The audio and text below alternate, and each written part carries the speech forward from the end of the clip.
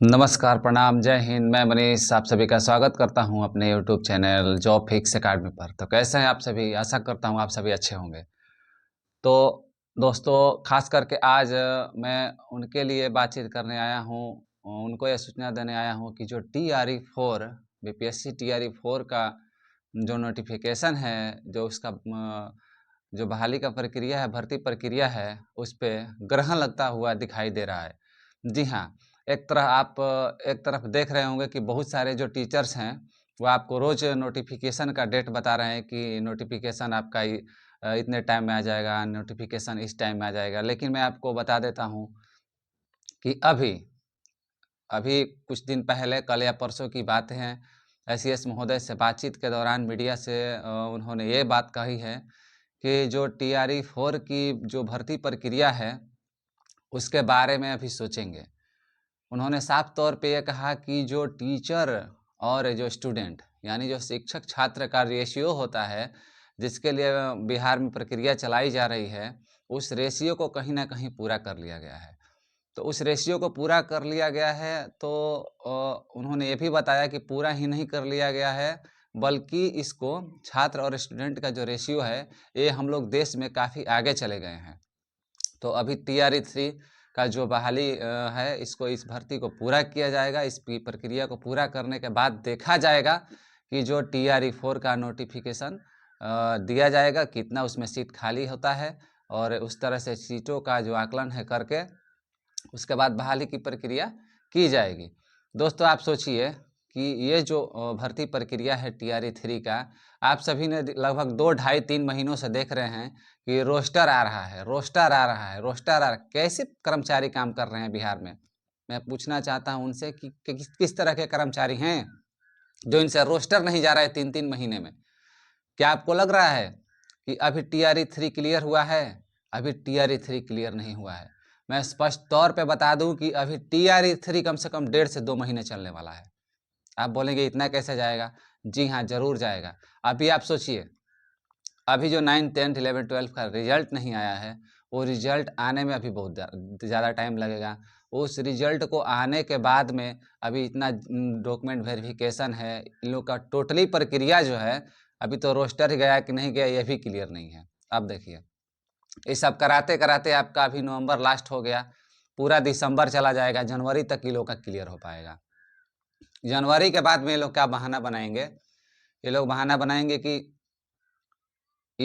बनाएँगे कि अभी TRE 4 के नोटिफिकेशन हम कैसे दे दें? अभी हम चारों तरफ से सीटों का जो है क्लियरेंस कर रहे हैं कि कितना सीटें कहाँ खाली है। चारों तरफ से हम आंकड़ा मँगाए हुए हैं। इन लोगों का आंकड़ा मिलने में 1.5 से 2 महीने लग जाएगा। उसके बाद सोचिए कि मान लीजिए कि अगर जनवरी लास्ट तक या फरवरी शुरू में आपका नोटिफिकेशन आ भी जाता है, या प्री नोटिफिकेशन छोटा-सा कोई आता है, तो उसके बाद आपकी जो भर्ती प्रक्रिया होगी, उसका पहला चरण अभी चालू होगा कि अभी फॉर्म आएगा। फॉर्म मान लीजिए कि फरवरी तक आता है, फरवरी लास्ट तक आता है, उसके बाद 1 महीना, कम से कम 1 महीना या 1.5 महीना उसको भरा जाएगा। 1 से 1.5 महीना भरने के बाद में मान लीजिए कि वो मार्च आ गया, मार्च का मतलब बीच जाते-जाते या मार्च लास्ट कर गया, उसके बाद कहीं न कहीं आपको 1 या 1.5 महीने का टाइम मिलेगा, जिससे उसके बाद आपको एग्ज़ाम होगा। तो मान लीजिए कि अप्रैल या मई शुरुआत में आपका एग्ज़ाम होगा। एग्ज़ाम मई या अप्रैल जो है अप्रैल या मई तक होगा। उसके बाद में फिर ये लोग क्या करेंगे, जो TRE 3 के साथ में हुआ है, वो भी TRE 4 के साथ में होगा। आप सभी इसको अच्छी तरह से जानते हैं कि TRE 4 में ये लोग का रोस्टर 2-2, 3-3 महीने में रोस्टर नहीं जा रहा है। आप सभी सोच सकते हैं।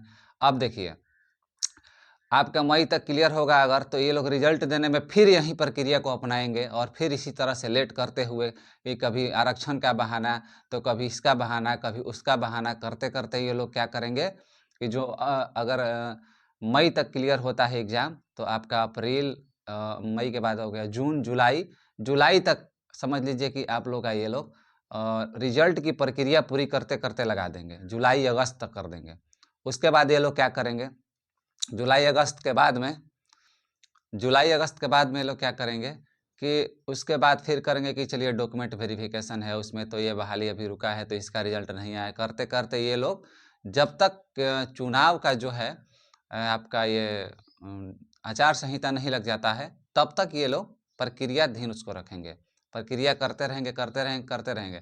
अब आप लोग सोचिए कि आप लोग टीआरई 5 और टीआरई 6 की बात कर रहे हैं, टीआरई 4 को होते होते आपको ये इलेक्शन तक लेके चले जाएंगे। इन लोग का यही मंशा है। आप लोग सोचिए, सबसे तो ज़्यादा जो 22-24 के छात्र हैं उनके साथ में ये मतलब ऐसा हो रहा है। आप सोचिए कि टीआरई 3 में टीआरई 1 जो था, तो टीआरई 1 में आप लोग देखे होंगे कि अपीयरिंग को भी मौका मिला था।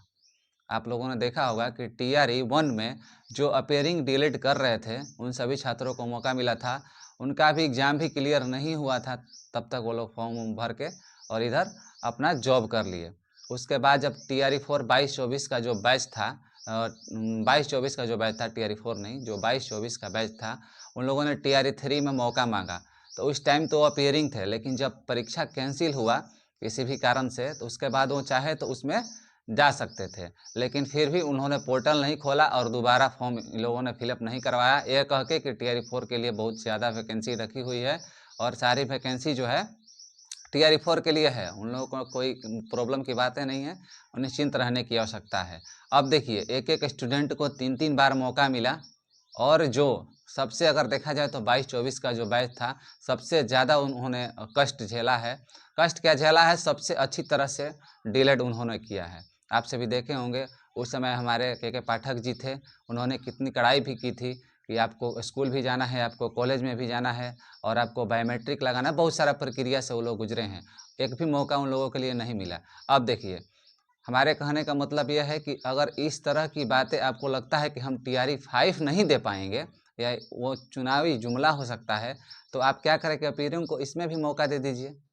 जो 23-25 के बच्चे हैं, अपीयरिंग हैं, उनको भी इसमें मौका दे दीजिए और एक बड़ी वैकेंसी लेकर आइए, ताकि जो 23-25 के बच्चे हैं, ये भी काफ़ी टैलेंटेड बच्चे हैं। इसमें टैलेंट बच्चे इसमें भी गए हुए हैं, तो उनका भी जो है ऐसा नहीं लगेगा कि चलिए टीआरई 5 आएगा, टीआरई 6 आएगा या नहीं आएगा।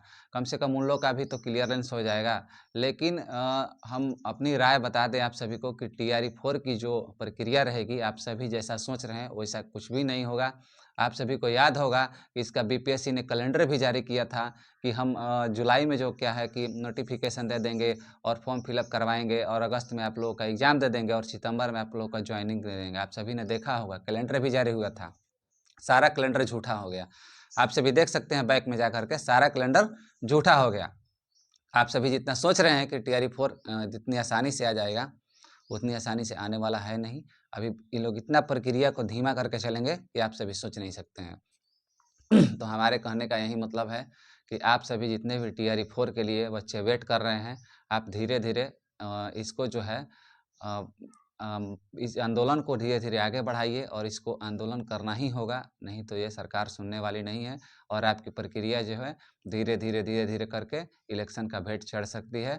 तो आप सभी क्या राय मतलब दे रहे हैं, क्या सोच रहे हैं, कमेंट बॉक्स में ज़रूर राय दीजिए।